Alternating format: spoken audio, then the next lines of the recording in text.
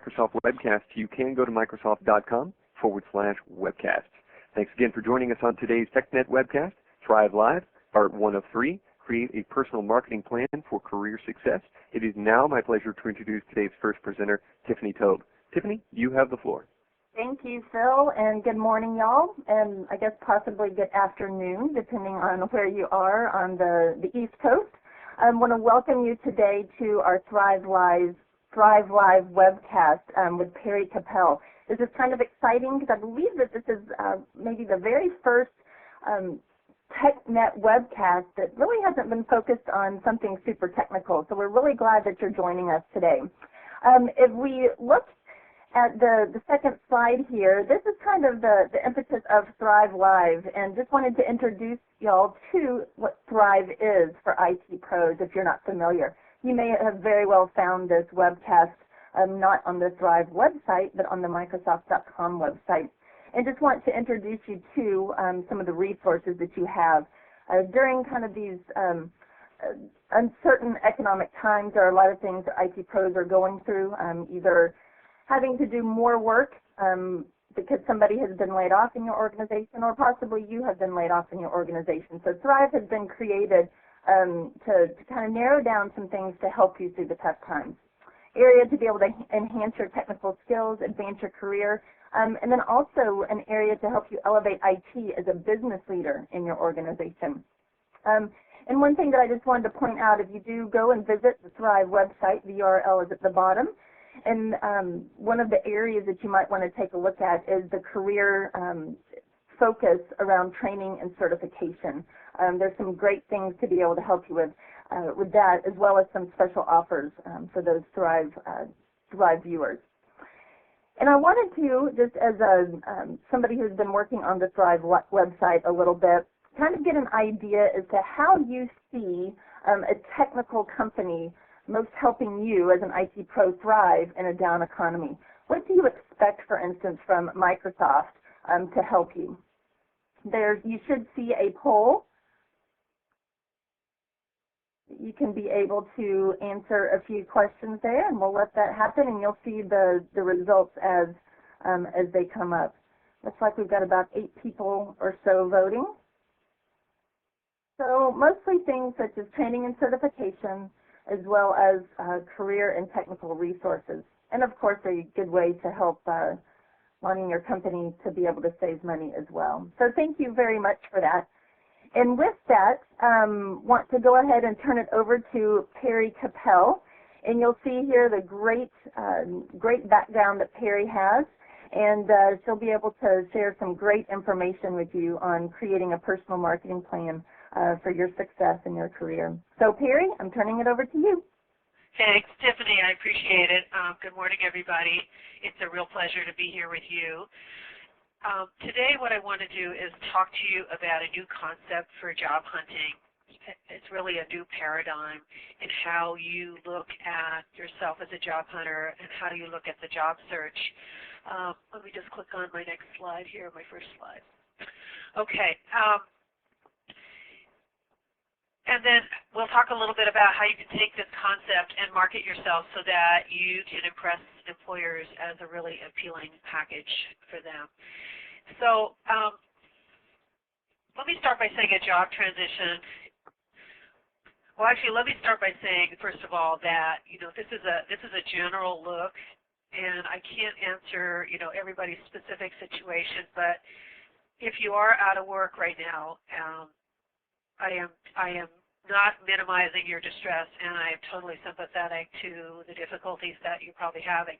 So that being said, I'll go into my concept, and that is that a job transition is like, to be very simple about it, it's a little like whitewater rafting. There'll be many challenges, but eventually you're going to get to where you're going to go down the river and arrive at your goal.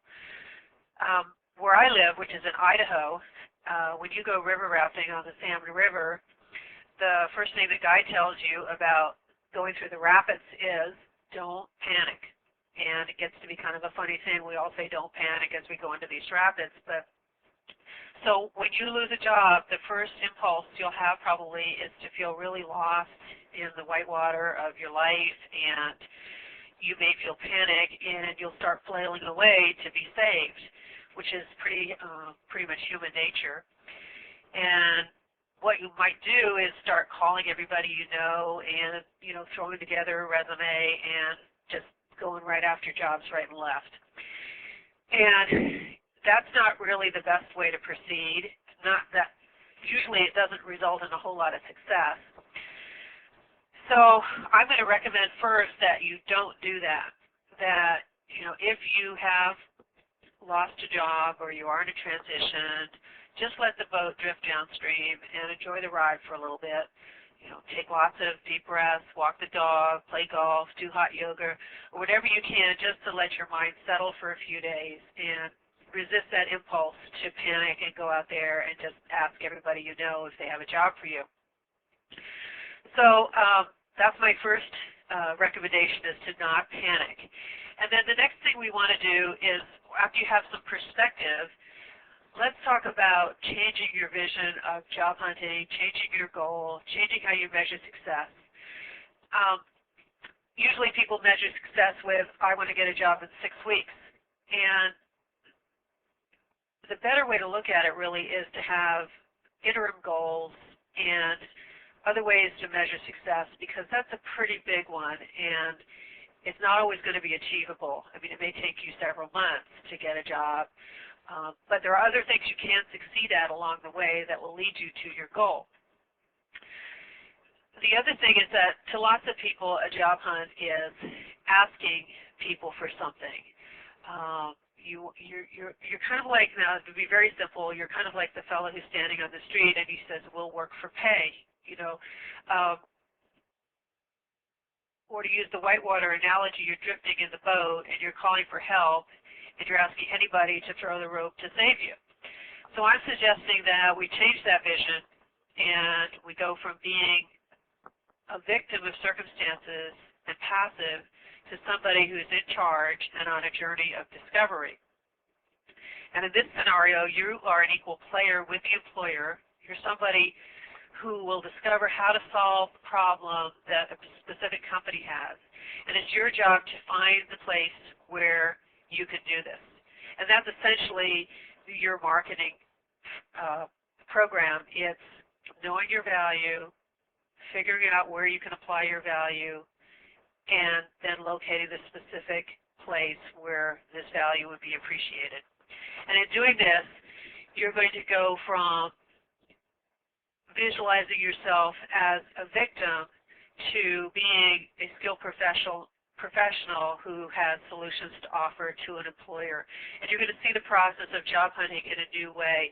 It's not asking somebody for approval and to give you a hand up. It's finding what you want in a journey of discovery. And I know it's easy to say, well, that's all well and good, but I have bills to pay. And my experience is that you will get to your next job just as quickly viewing a job search this way as you would viewing it the other way, if not faster. So let's talk a little bit about how we're going to do this. First of all, I think it would be a good question to ask at this point is, who has recently lost a job? And I see there's a lot of people who say no, but as the voting continues, we're finding quite a few who have. But a lot of you are still employed, which is excellent. Okay, so we're going to continue on this vein right now about how to package yourself to find your next job. So the first thing you need to do is to find your value to an employer.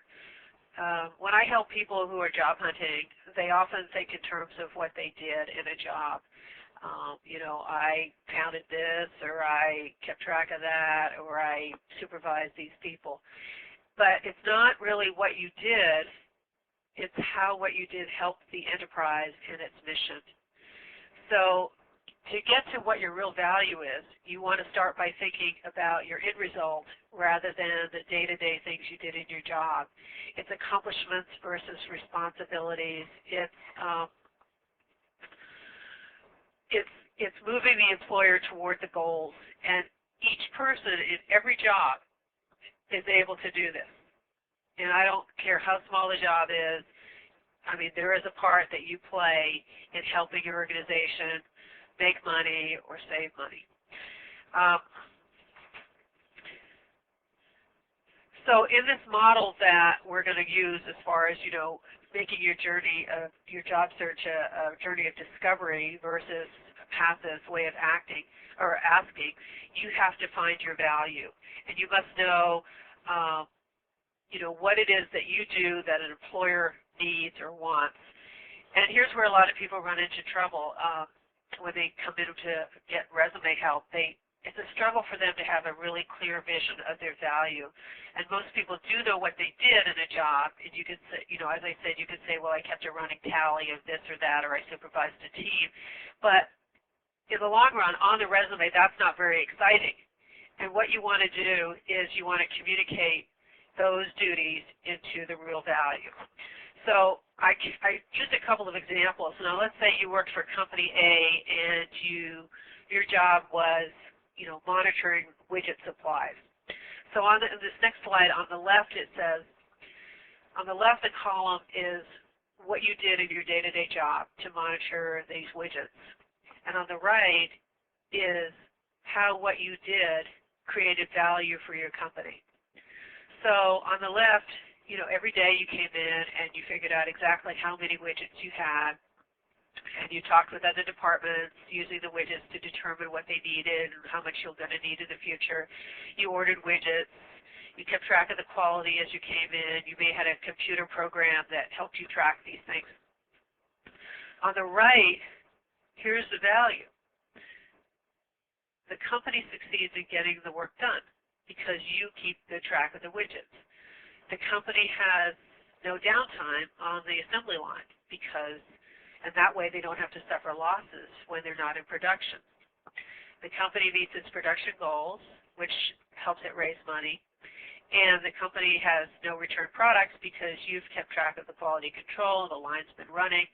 So your job, your small job of keeping track of widgets actually translates to all those other things on the right side.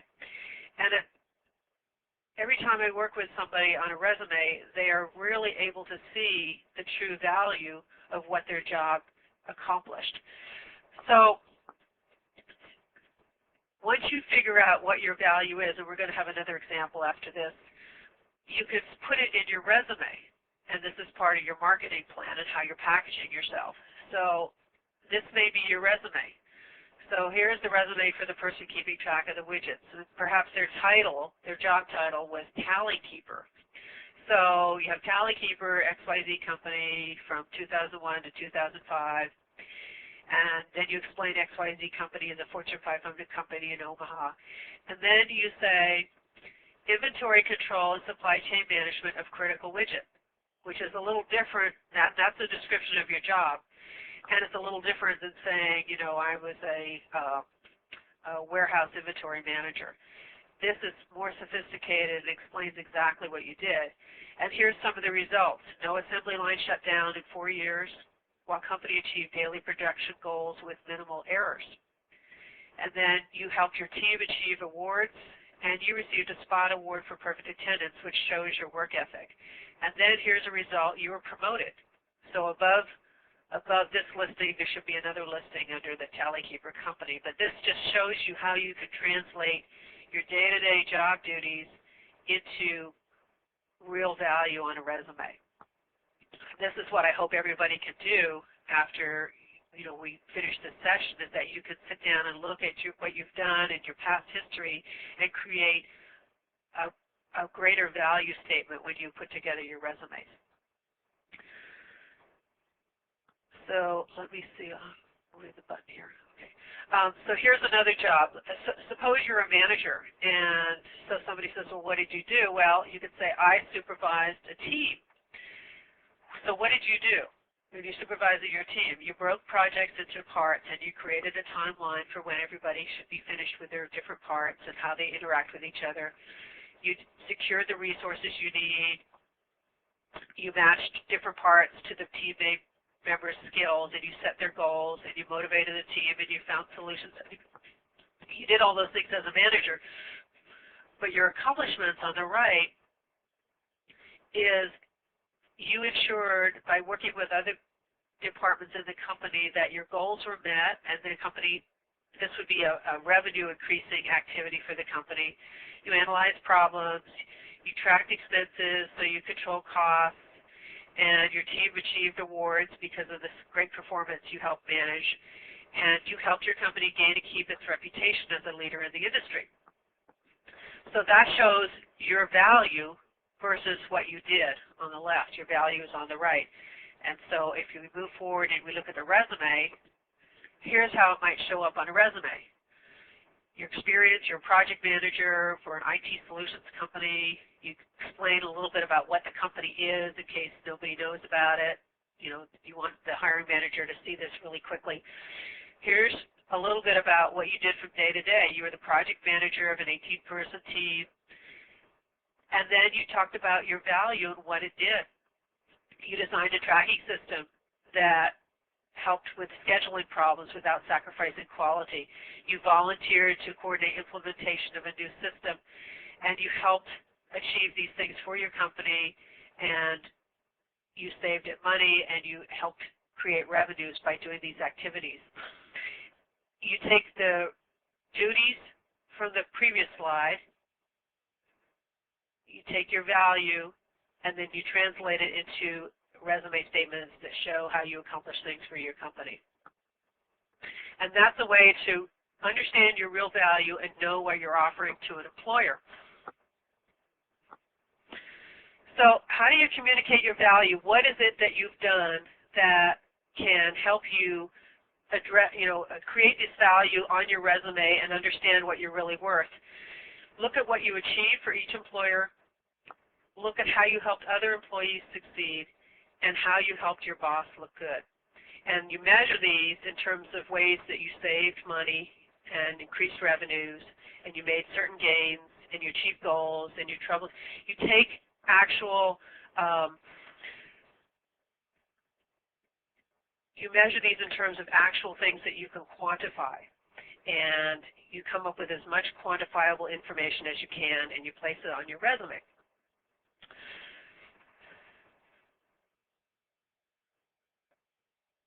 So as we move forward, the next thing you have to do in terms of looking at your value is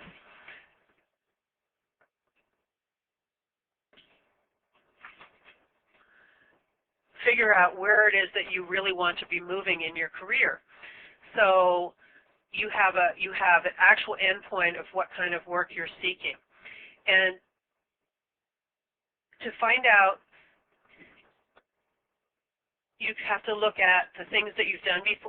When people are really struggle sometimes when you say, well, what do you want to do next? Perhaps you're in the middle of it, you're unhappy with what you're doing and you want to move forward, but you don't know where you want to go, or you've lost a job and you don't want to do what you last did. Well, what do you want to do? And that's where a lot of people are really stumped. So there are ways that you can narrow that down. And one way to do that is to know what you don't want to do. What you did in your last job that you really didn't like. It was part of the job, but you didn't enjoy it, and that's something you want to stay away from. Well, that's one way to measure this. Another thing is to think about what it was in your job where you got into the zone and you really sort of lost track of time. What is it that you really love to do? And you think, well, if I could do that all the time, I'd be willing to work for free because I enjoy it so much. And think about what gives your work meaning. You may want to think about what it is you like about work that makes you feel good about yourself as a person. So there are ways to determine the direction you want to go in. You may want to do exactly what you did before, but if you don't, here are ways to figure out what it is that you want to do. And I'm not going to minimize, this is a really difficult step. You have to take a self-inventory, and frankly, for myself, I'd rather be pulling teeth or having people pull my teeth out than do a self-inventory, because you really have to sit down and look at your values, look at your goals, look at your skills, see how they mesh together, and figure out a way to get where you want to go. And here's some basic career change rules. It's easiest if you're going to change your career. Of course, it's simpler to keep going in the direction you're going. Employers understand that. They see that there's progress and gradual gains in advancement over time. I mean, that's the easiest thing for them to see. But if you are going to change your career, the easiest way to do it is instead of going from a programmer to a florist, that's the hardest because that's a different function in a different industry.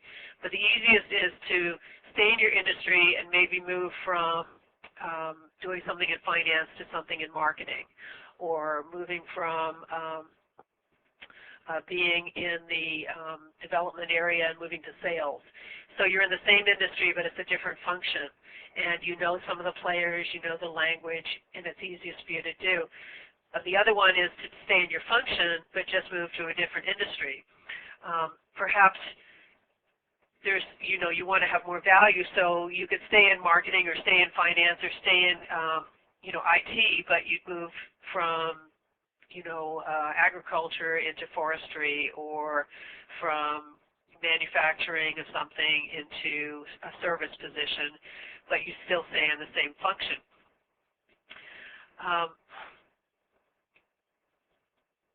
You need to be able to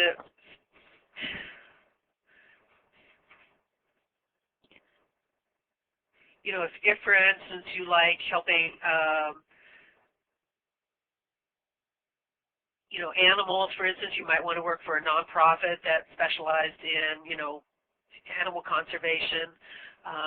Understand that your title may not be too helpful. You might be titled as a programmer 1 or a machine operator 2, and that's not really going to be helpful in terms of figuring out what you want to do next. You have to look at all the things that you did in your past jobs and discover if there's a theme. Perhaps maybe you hired staff and helped manage benefits as part of your last 2 jobs as a supervisor, and now you'd like to focus on, so now you might want to extract that part and move into the human resources area. In most jobs, there's often a training component or a recruiting component or a sales component. So those would be ways that you could make changes into those 3 areas. So, maybe this is a good time to ask this question. If you were going to be looking for a job in the future, take a look at these options and see the kinds of things you might want to do.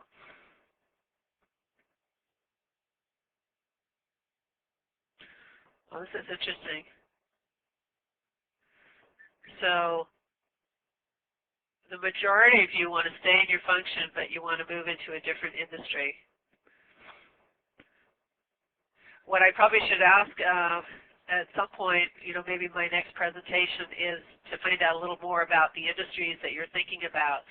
But that is really, not the most difficult career change to make. And so people trying to do that should not be discouraged about it. Okay, so what you have now is you have an understanding, let's hope, of the value that you can offer in the future to an employer. What you can accomplish for them, the kind of problems you can solve for them. You have a direction. You know where you're going to go. You have a general idea of, I want to work in the, I want to work in food processing, or I want to work in government, and how are we going to put it all together?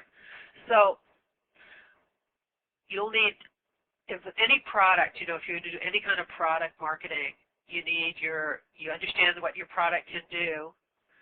You understand your audience, who's going to buy your product, and now you need to package it, create the packaging that's going to help you attract that audience and get them to buy.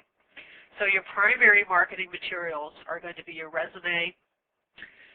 You're going to be a small introductory statement that's going to explain to people what it is that you can do for them, and this you can say in 30 seconds or less. And most likely it's going to include some kind of cover letter statements. It may be for, snail mail, or it could be for email. So those are part of your packaging. You're also going to have to package yourself appropriately for when you're going to meet with employers, and we're going to talk about that more in our next session. But you have to look good. You have to be an appealing package so that when you see them and shake their hand for the first time, they're going to like what they see. They're not going to have anything that's going to raise a red flag in terms of visual look of you. You're going to be doing more customer research to find out exactly where that audience is so that you can approach them with your marketing materials, and then you're going to be making sales calls. And that's your actual interviews, when you get your interviews after you've called them and talked with them or sent your resume or contacted somehow. So you can see that it's, instead of being a job search, it's more like you're marketing a package, and that package is you. You're marketing a product, and that product is you. So you're not only the product, but you're also the product manager and the salesperson. And it might help to actually depersonalize your job search a little bit that way, because a job search is not a personal thing. It's a very impersonal thing. People don't reject you because of who you are. They may reject you because you don't fit what it is they're looking for, but it has nothing to do with you as a person.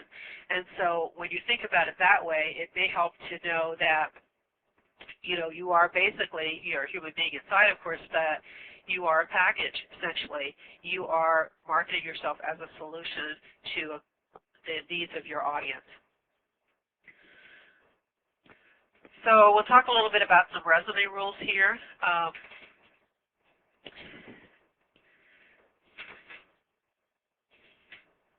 The first thing I want to tell you is what it says on the screen right now is do not just take your old resume and plunk your last position at the top of it and say that it's done. Resumes have really changed in the last several years, and there are ways to write them that are better than other ways. And most likely, I'm hoping that after we speak today, you're going to look at your resume and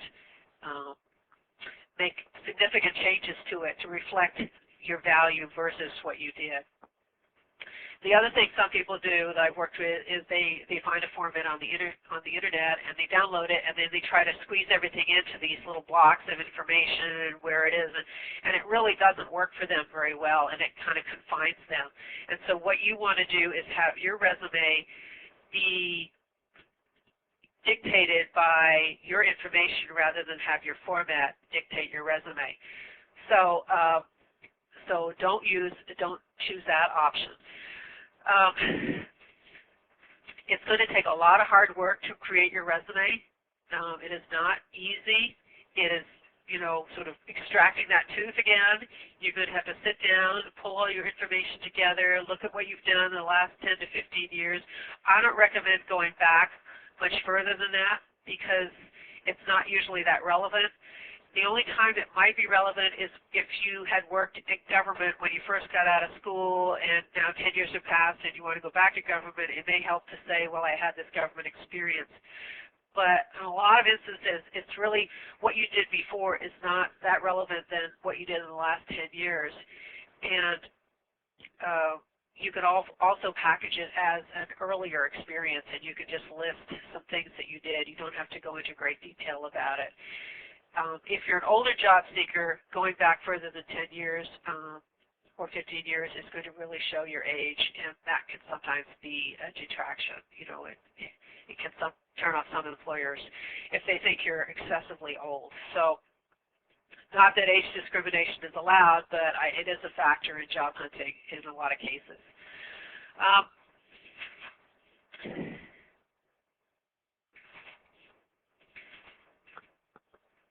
Here's some tips on writing your resume. Basically, employers want your experience to be in reverse chronological order, which means your most recent job first and then declining after that to your earlier jobs. And that's reverse chronological order. There are other formats for resumes. There's a functional format. There's the chronological functional format. This is the reverse chronological format, and it is preferred most over other formats, even though you may have a resume writer who tells you otherwise. This is the one that they like to see, they prefer to see, they're most comfortable with, and if possible, you want to try to give employers what they want. At the top, you put your personal contact information. You want to make sure they know how to find you. Your phone numbers are up there. Your email address is up there at the very top of your resume. The next thing you want to have on your resume is a powerful summary statement. It might say, you might say profile or summary. you could, and then you have to, let me see, I think we may have lost my connection, but I think I'm on the right slide. So you have a powerful summary statement that might say experienced computer programmer who is accomplished in solving problems in XYZ software. And that describes you succinctly at the top. If you've worked on a really important project or a product or software that's well known in the industry or some other kind of important name brand item, sometimes that helps if you could put that, lead programmer on the XYZ software release. So that you'd include at the top. Then we flow down to your experience section. Underneath your summary statement, I forgot to mention that in some cases, if you have had a lot of credentials and a lot of accomplishments, you could put 4 to 6 of them. And the reason it's 4 to 6 and not 5 is because you have them bulleted and you probably have 2 columns. And you could say, you could list some of the programming languages you worked in or some of the more, important accomplishments that you were able to achieve, some of your best skills. You can list them at the top, and it helps sometimes if you have keywords in there that people would see if they did an internet search. So then you flow down to your experience section, and you list your most relevant jobs since college. And I often tell people if they only had a job for 3 months or 6 months,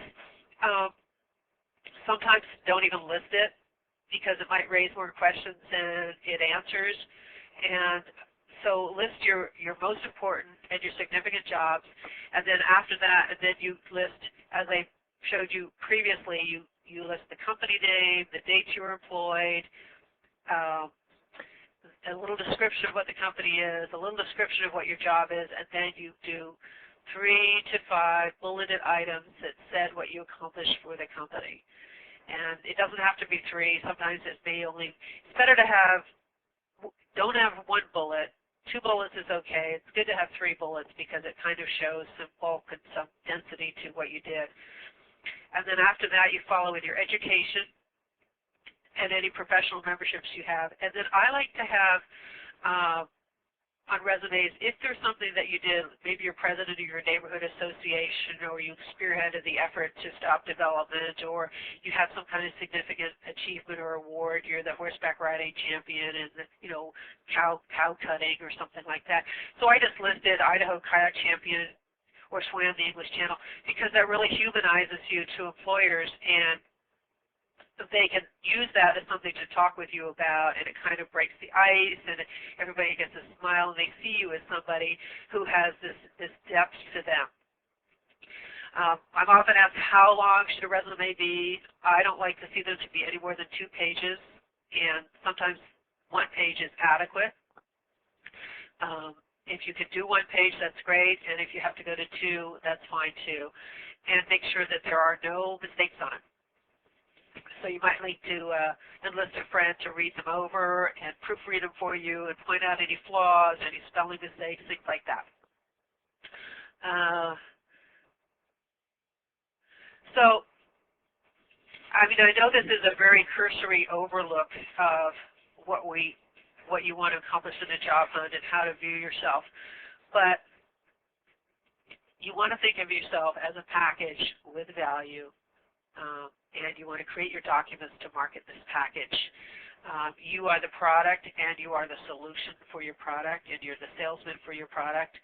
And a good salesman doesn't say, for instance, that he's selling bird feed. He says to the potential customer, do you want to see songbirds in your backyard? Well, this bird seed has demonstrated it attracts 10 kinds of songbirds. And likewise, when you're talking about your value to an employer, don't stop with your job title or the title of a job opening. Just think in terms of what problems you can solve for them, your past significant accomplishments, your proven abilities such as analysis or troubleshooting, meeting deadlines, communicating effectively, or your lack of errors in your work. Job hunting is all about marketing yourself.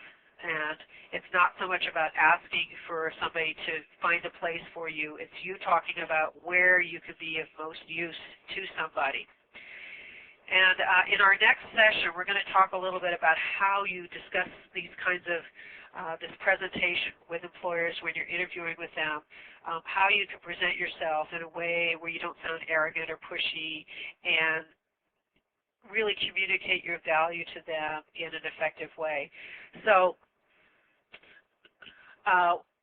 we'll be talking about that actually in Part 2 and Part 3, how to interview effectively, and we'll also be talking about how to find the openings that will match your skills and your passions and your abilities in our next session on July 22nd. So it may seem kind of rushed running through this. I hope that I've communicated a new way to look at job hunting, and I would really love to be able to answer any questions that you might have at this time. And so I have to turn this over to our moderator. He's going to be helping you with some technical aspects before we move to the questions and answers. All right, thanks, Perry. And ladies and gentlemen, if you do have any questions for Perry, they have you already submitted. Please go ahead and click on your Q&A menu option at the top of your screen. Type your question into the field provided, and then click the word "Ask." Please don't click the hand. That will not submit your question. You will need to click the word "Ask." Also, if you'd like to print a PDF of these slides, you may do so by going to the lower right-hand corner of your client and clicking on the printer icon. That will allow you to print or save these locally for your convenience. And also appearing on your screen in just a moment here will be the portal to a survey. And we do ask that you do take a moment to fill this out prior to logging off today. You can click on either one of those links, either registered online or all other registrants. Both will take you to the evaluation. We do very greatly appreciate any feedback that you do provide, and it will affect future content for TechNet webcasts. So please do take a moment to fill that out before logging off today. With that, I'm going to turn the floor back over to Perry for any questions that have been submitted. Well, I do have a couple of questions already, which is really gratifying.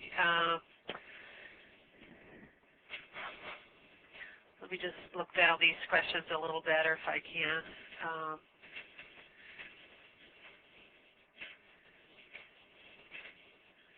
Hang on a minute here. I'm a little rusty in terms of my webcast ability, so if you just hold on a second.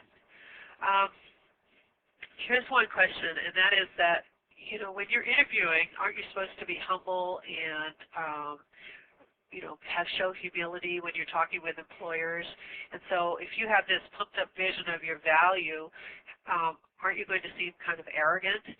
And I'm going to address that more when I talk about interviewing skills, but there's a way to talk about what you've accomplished and what you, and that isn't bragging. I mean, you're not saying I'm the best or you're not boasting. You're talking about, you say, this is what I've done and this is what I know I can do because my past performance is a predictor of my future abilities and my future success.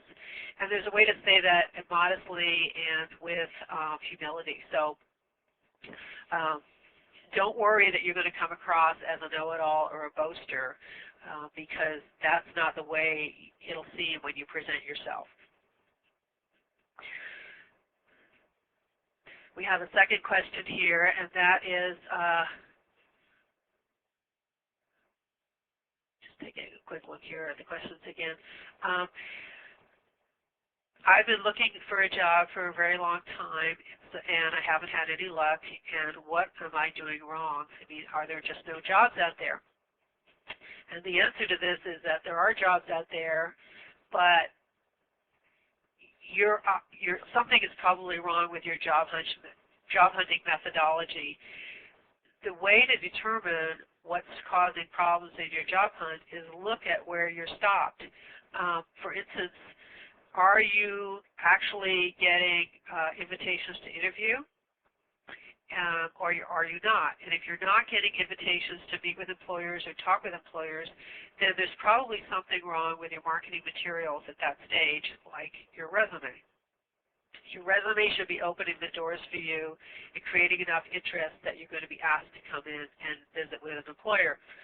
Now, if you're getting interviews, but you're not getting job offers, then there's likely something that might be wrong with your interviewing skills, because you're not moving along to that next stage. If you're you can this is the best way to find out what you're doing wrong. And if you're not finding any jobs to apply for, then you're not doing the sufficient research and the legwork and the networking that you need to find the actual job openings that exist for you.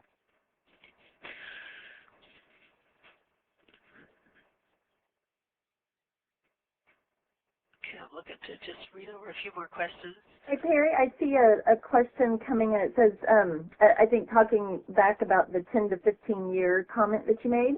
Yeah. It says, if you're only going to put the past 10 to 15 years on your resume, won't that raise questions in the mind of the hiring manager as to what you were doing between college and when it seems you started working? And that's a really good question. Sometimes the best solution is to leave off the date of your graduation, and I recommend that for people who are really senior, older job hunters. Don't put the date down for your graduation.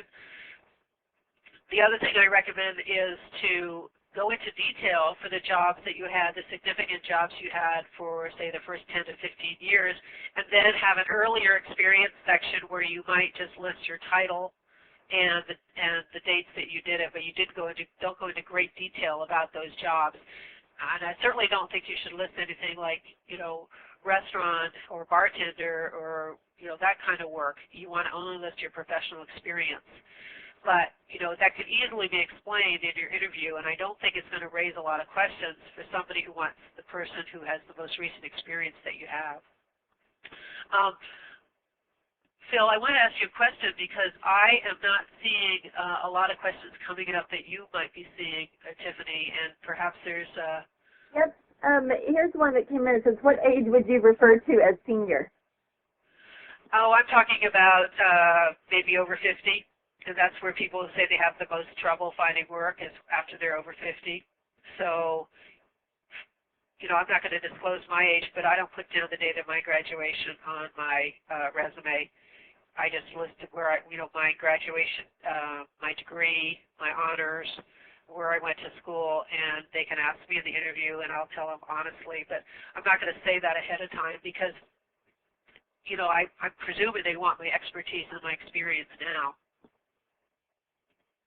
Doing a resume is a very subtle thing. You don't lie, but you don't have to put down everything that happened to you in your career.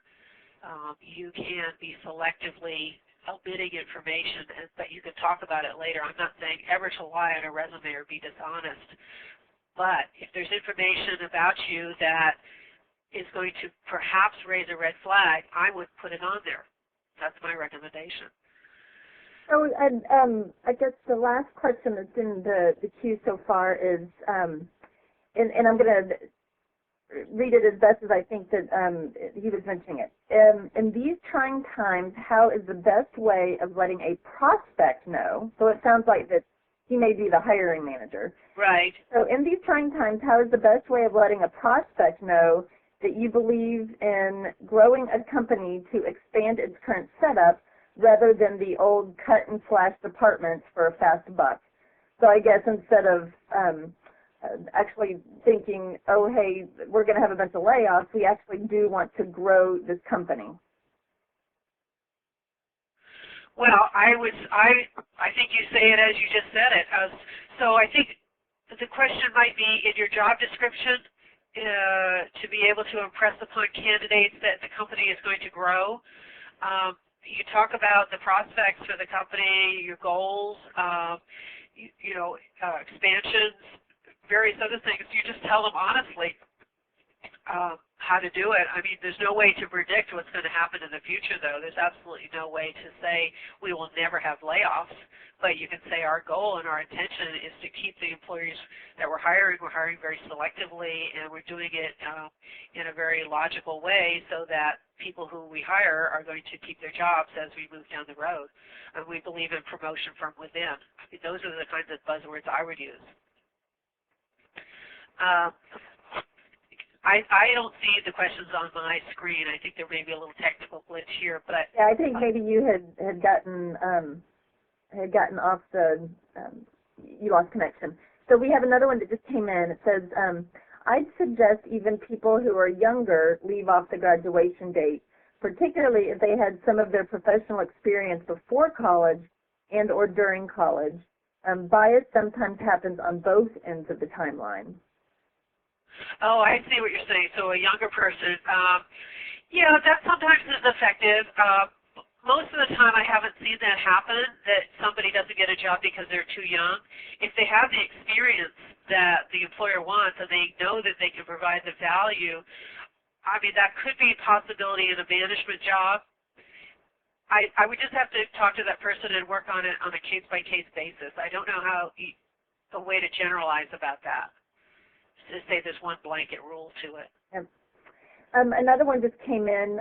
Would you ever disclose that you have a physical disability before being called for an interview?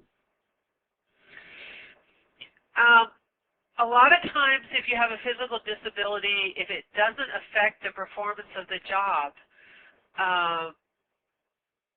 they shouldn't be asking you that question, first of all, because if you can perform the job and you have no disabilities, that would be discrimination. So they shouldn't be asking the question to begin with. Yeah, I don't think I think that the question was, would you just come out and say, come out and disclose that you have a physical disability? Again, I think that's another thing you do on a case-by-case basis, and it might be appropriate if somebody is scheduling an interview with you to say, I have this issue, but I think a lot of times it's better not to do it ahead of time. Let's assume you're in a wheelchair. I mean, that's just an assumption. There are so many disabilities. I would expect that every company is going to be wheelchair accessible today. Handicapped accessible. The other thing to do is, if you think that it might not be, you could ask somebody to help you on that day. But if you can prove that you can do the job and you've done it successfully in the past, I'm naive to believe that you should be able to get hired and there should be no discrimination. Again, I'd have to talk individually with that person to try to understand their situation a lot better. Yep. And another question just came in. Explain why prospects should go through a mock interview with a friend and do research on the company. Explain why? Yes.